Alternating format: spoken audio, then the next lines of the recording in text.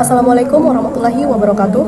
Halo semua, perkenalkan nama saya Isma Waldana dengan NIM 224 6001 018, Program Studi Ilmu Hukum Fakultas Hukum.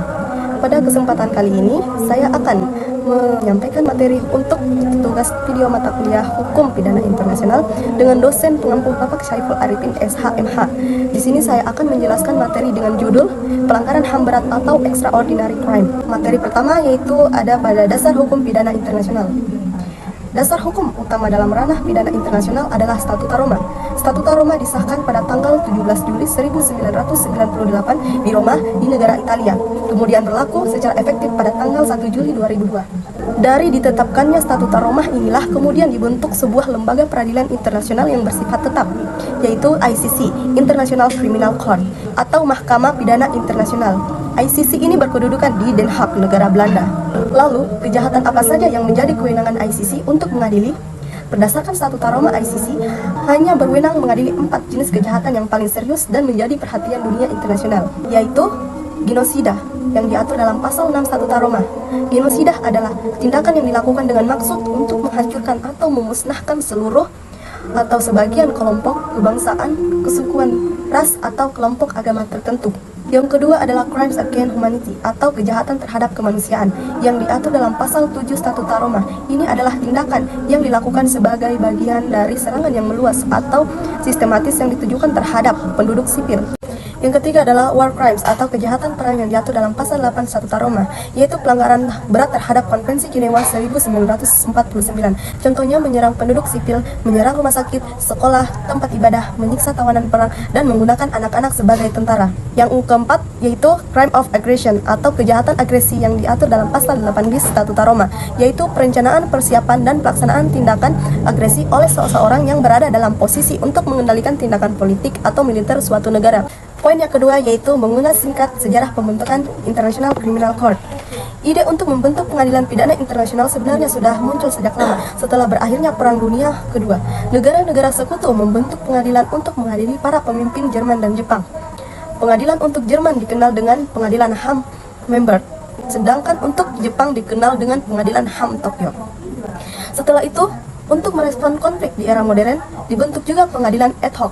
Pada tahun 1993 dibentuk ICTY, International Criminal Tribunal for the Former Yugoslavia, untuk mengadili kejahatan kemanusiaan di Yugoslavia. Kemudian pada tahun 1994 dibentuk ICTR, International Criminal Tribunal for Rwanda, untuk mengadili kejahatan genosida di Rwanda. Lalu, kenapa harus dibentuk ICC? Salah satu alasan dibentuk ICC adalah karena dunia internasional memandang bahwa pengadilan ad hoc bersifat sementara. Pengadilan ad hoc memiliki banyak kelemahan, baik secara struktural, politis, maupun operasional. Biayanya sangat mahal, prosesnya lama, dan tidak konsisten. Oleh karena itu, internasional merespon langsung untuk mengatasi berbagai kelemahan tersebut dengan membentuk suatu pengadilan yang bersifat tetap. Dari dasar pemikiran itulah lahirlah Statuta Roma sebagai dasar pembentukan ICC atau International Criminal Court. Poin ketiga, kita akan membahas tentang kedudukan negara Indonesia. Hingga saat ini, negara Indonesia belum mengadopsi atau meratifikasi Statuta Roma yang menjadi dasar pembentukan Mahkamah Pidana Internasional atau ICC. Artinya, Indonesia belum menjadi negara anggota ICC.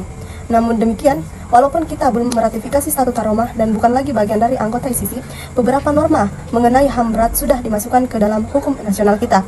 Aturan tersebut termuat dalam Undang-Undang Nomor 26 Tahun 2000 tentang Pengadilan Hak Asasi Manusia.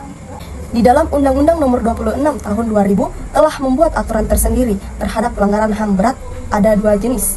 Yang pertama itu kejahatan genosida yang diatur dalam pasal 8 Undang-Undang Nomor 26 Tahun 2000.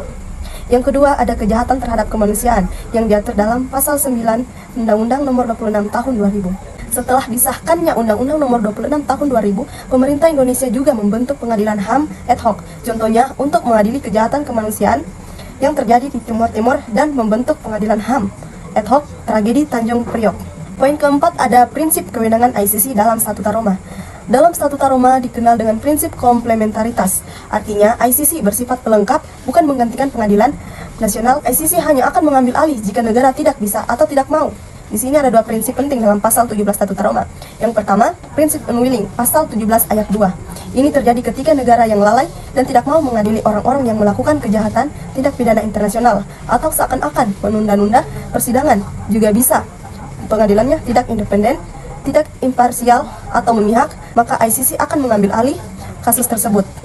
Yang kedua ada prinsip UNEBO pasal 17 ayat 3. Ini terjadi ketika negara tidak mampu mengadili tindak pidana internasional. Penyebabnya bisa karena kegagalan sistem pengadilan nasional. Bisa saja negara tidak mampu menghadirkan terdakwa. Jika kondisi seperti ini terjadi, maka ICC dapat mengambil alih proses peradilan. Poin kelima membahas materi tentang mengapa tindak pidana HAM berat dikatakan extraordinary crime. Pelanggaran HAM berat dikatakan sebagai kejahatan luar biasa karena memiliki kekhususan yang tidak ada pada tindak pidana biasa. Ada 4 alasan. Yang pertama yaitu tidak tunduk pada asas legalitas. Yang kedua, asas locus delicti tidak berlaku. Yang ketiga, tidak berlaku asas nebis in idem. Dan yang terakhir yaitu tidak mengenal daluarsa. Itulah materi yang dapat saya sampaikan. Kurang lebihnya saya mohon maaf. Wassalamualaikum warahmatullahi wabarakatuh.